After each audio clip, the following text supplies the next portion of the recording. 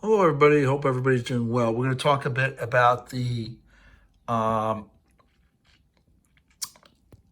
circuit lab that you're going to do, and it's going to be a virtual one. Now, first thing you're going to do is on Edmodo, there'll be a link for each class to a document where you're going to choose your resistors. And the resistors, if you see here, they're listed from 10 all the way to 120. You're going to pick 3 and put your name in there. Nobody has the same resistors. So I picked 1, I picked an 18, just randomly, 41, and a 68. Be sure to pick your class. This is for period 7, period 9, and period 1. So be sure you pick your class and put them in there. Once again, your class. Now, once that's done, you got your resistors all set. Let's take a look at our sheets here. I will send you guys, it's actually a Google document, but it is a current electricity exam. Your name, your period. This is the link here for the simulation. You're going to list what your 3 resistors are in here. After you do that, you're going to need to set up your circuit. So let me get this connected up here. So it's pointed at my... Okay, we're now pointed at the iPad. And I've got here, once you open it up, you're gonna get the screen where you've got wires. Okay, batteries, resistors. There's other things in there, but you're not gonna need any of those things. You're not gonna need fuses and other kinds of batteries and things like that. Just stick to the stuff right in that first page here. Well, it's all drop and drag. I'm just gonna make a simple circuit and show you how you do this. I can drag my resistor over, but I want my values to show up on my resistor. So be sure that you click this little box here. So the values, it's a 10 ohm resistor. Let's say I don't want 10 ohms. Let's say I wanted 41 ohms. Tap on the resistor, slide forward until it says 41 ohms. There we go. Now I'm going to want a battery. I'm going to move this up. Drop and drag the battery. Same as before. You can pick whatever voltage you want. I'm going to set mine at 39.5. Let me get 40, just a little easier. Okay, there we go. I've got 40 volts there. Now for wires, here's my wire. Grab one end, just touch it, it locks in. When I say locks, I mean locks. Once you've connected there, you can't remove the wire. You can delete it and replace it, but you can't remove that wire. Let's take another wire. There's one side connected, one side connected. And you can see that I've got electron flow going through there, just like that. But I want to be able to put an ammeter in here. Here's my ammeters. I can grab them over on the right-hand side. Well, I want to get that in there, but the thing is I can't do anything because these are all locked on. Touch the item that you want to get into, hit the garbage pail. We just got rid of that item. Now I can take this, drag it in there, any way that I want. Okay, grab another wire, bang, whoop, bang, bang. That's in there for good. Take another wire, bang, bang, and there we go. And it gives me my current reading right there.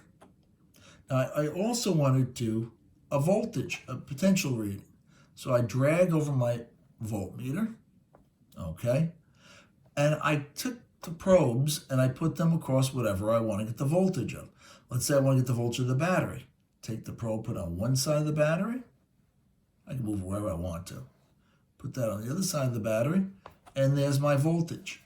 So it connects in parallel with it. Comes around and goes over, I can put it anywhere I want. It connects in parallel. Now, once I'm done with that, I've set up my circuit. This is a simple one. You're going to set up a parallel and a series circuit. Okay, it's drop and drag. It's very, very simple. You're just recreating the circuit diagram. Plus, if you want to see it as a circuit diagram, there it is as a circuit diagram. I've got a cell here. There's my wires. There's my resistor going back and forth. You're basically building the same thing, just using what the devices really look like. Okay. that's all set. Now what do I need to do? Well, let's take a look at this. I'm going to try to get this so I've got this mounted correctly. Whoops, almost lost it. Let's bend this thing a bit.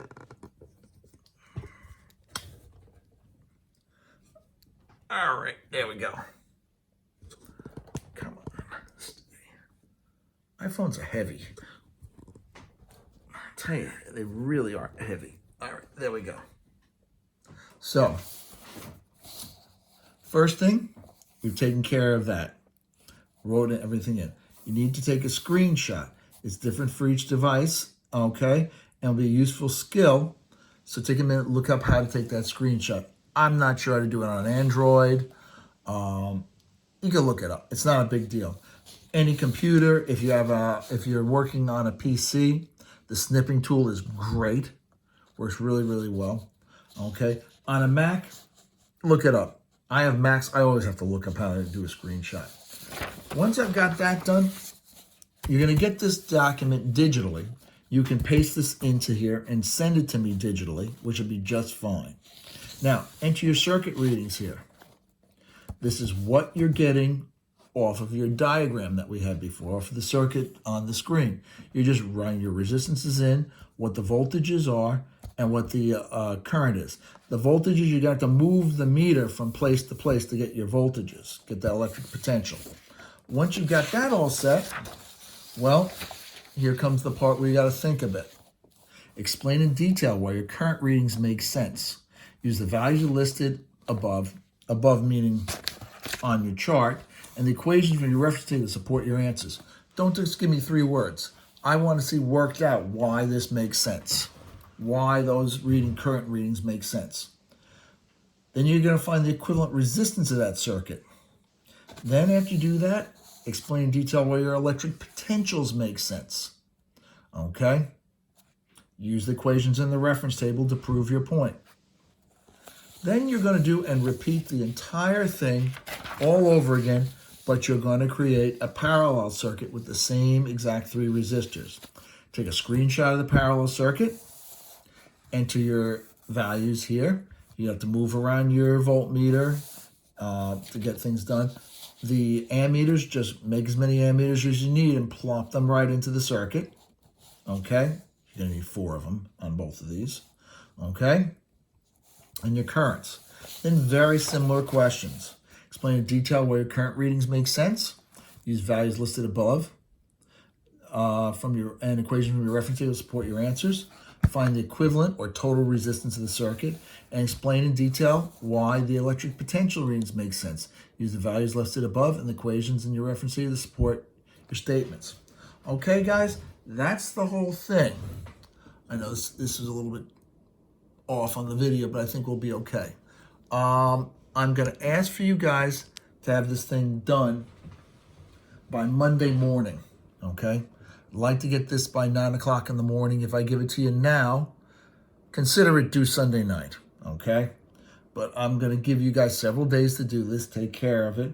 It's not all that hard. And then what I would like you guys to please do is if you do it as a Google form, which would be great if you did it all completely digitally on Google, share it with me through Google. Use the BMCHSD account and share the form with me.